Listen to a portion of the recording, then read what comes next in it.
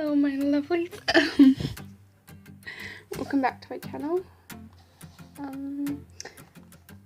Anyway, how have y'all been? I'm a depresso espresso. Anyway, this is a Todoroki listener, as you might see from the picture. I did not edit this. I was too lazy to do an edit today, so yeah. Anyway, this is called Redemption Arc.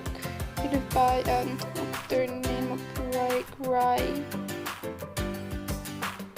No, I don't know. I might not get the right timing right. Anyway, this is like a Yagami headcanon, I'm pretty sure, or something like that. Canon or something. I just gotta stop. Yep. Okay. Let's just start. You have to admit, strike from behind had kind of surprised, not in the least because it had been Shoto that had struck you. You recalled the world going dark, the buzz of voices. It was hard to make out what was being said. A deal struck. What kind of deal? You couldn't tell. You remember being semi-aware as they brought you out. You remembered Shoto talking. It sounded like you were going away, but that couldn't be right. You were still here. You were still here. The last thing you remembered for a long, long time was being careful. Oh, so carefully placed into a giant glass container with a mask fitted over your mouth and nose. You remembered the feeling of a pleasantly warm liquid filling the space around you, and then nothing. You didn't know how long you remained in that glass tube. Days, weeks, years even? Everything seemed to melt together, and time lost that little meaning it had before. Sometimes you were lucid. Most times you weren't. You could tell Epidemic liked you when you were lucid. You weren't sure why. Maybe he just wanted a captive audience that had no choice but to listen to whatever he said. And oh, did he talk a lot. You suspected he mostly talked to himself, but again, he seemed more animated when he noticed you were watching him. Okay, I gotta go 1 sec. Okay, that might have just sounded weird, but I just had to go do something. Anyway, I'll continue. Not that it mattered much. You couldn't hear the words, only your own heartbeat. It always seemed to be the loudest when you were aware of it. And once you drifted back to consciousness, you tended to notice it pretty quickly. It hurt. Everything hurt. A sharp ache that told you that you needed something. Food, or perhaps your moments of lucidity were becoming less and less frequent and lasting less and less time. Were you finally going to be allowed to die? Or was that the horrid deal Shoto had made with this man? You would never forgive him. You would never forgive him. You would never forgive him. You had to forgive him. The thoughts swirling around your mind endlessly, looping. Forgiveness. Vengeance. Forgiveness. Vengeance. It was enough to drive you mad. Why couldn't Shoto just let you go? This wasn't better. This wasn't a life. Where was he? Why had he forced you to live and not stayed by your side? It wasn't fair. It wasn't fair. You would forgive him because you loved him. You were no longer truly lucid. There were moments when the fog thinned out, when you were able to detect the hum of life, of movement around your prison. But no longer did your eyes open. But you did dream. Oh, you dreamed. A home somewhere out in the country, a daughter that was the spitting image of her father, warm sunny days that never seemed to end, and laughter. Wait a sec. endless laughter of a family happy beyond measure. Your heart ached thinking about it. You were cold. What was happening? Were you dying?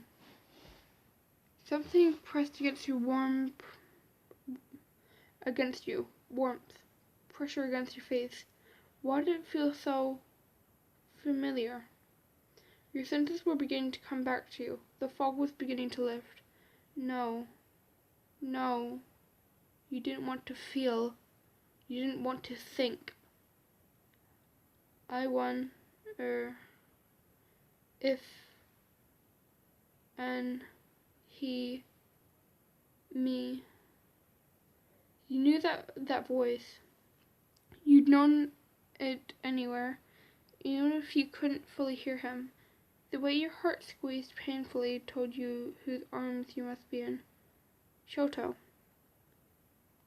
Hey, baby. His voice sounded so weak, so broken. You must have done something frightening again. You tried to will your body to move, to make a noise, something to comfort him. I'm here. I'm right here. He had missed you. Missed you? Were you somewhere far? Oh, if only senses could hurry up. A doctor? A cure? Yes, of course. You wanted to be free of this. You wanted that warm house in the countryside. If only you could just wake up. Won't you wake up, my love? You were trying. Baby? His tone was uncertain, perhaps nervous, and you realized that it was because you were awake. Sort of. Your body seemed so alien. You couldn't even say without certainty. You were the one piloting, and then it hurt you. Hurts. Shoto was saying something else, but you that doesn't make sense. Shoto was saying something else, but your heartbeat crashed in your ears. What? Wait. Slowly, jerkily, you reached for him. You took his face in your hands and crushed your mouth to his, cutting him off mid-sentence. You broke the kiss, eventually needing a gulp of air. And as he started to say your name, buried your teeth into the place where his shoulder met his neck. He grunted from the pain as you fed from him. I suppose I did deserve that, he joked weakly, lifting his hand to softly stroke your hair. Take as much as you need, my love. What happens to me? Irrelevant. What happened to him was irrelevant. How could he say that? Didn't he realize? Didn't he know?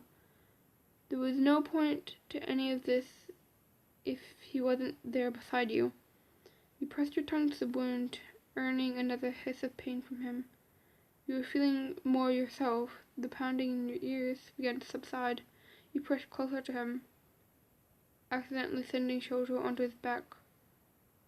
Your control is amazing, he murmured from underneath you. You've barely taken any blood from me, and yet something wet splashed down onto his cheeks, cutting off his train of thought. You're crying?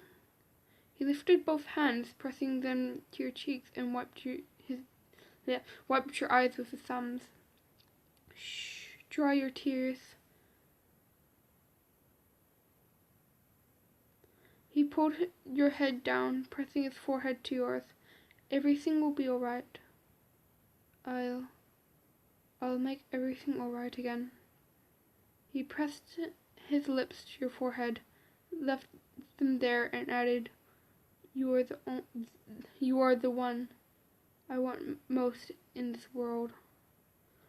You forgave him for what he had done, for all that he had done, and would no doubt do in the future in his quest to cure you. You loved him. You loved him with everything you were. You would forgive him, even when he couldn't forgive himself. Okay, that's the end of it. Might not been as long as the last one, don't know. Didn't make much sense to me. I just feel like I wanted add a rating at the end of each video. I think that'd be a cool thing to do. But it did go into a lot of depth, and I did really like it, but also it was kind of confusing, so it feels like it needs another chapter, but I don't think it has another chapter at all. Let me just check right now, because like I already checked, but like, no, there's no other chapter. Anyway, that's all for today. Leave down in the comments what you'd like for next video, because it doesn't have to be Todoroki. Actually, remember, it doesn't have to be MHA. I also like some other animes, but yeah. And let me just tell you how long it took to find this one thing. One fanfic. I went onto so many websites and I couldn't find any Todoroki ones, and I went onto the same one like 3 times because the ones that I looked at weren't really good, because there was like 2. There's this one and another one, and I was like, oh, I give up, I'm just gonna read this one. Didn't even understand it really. Like when I read it, I was like, what's going on? Anyway,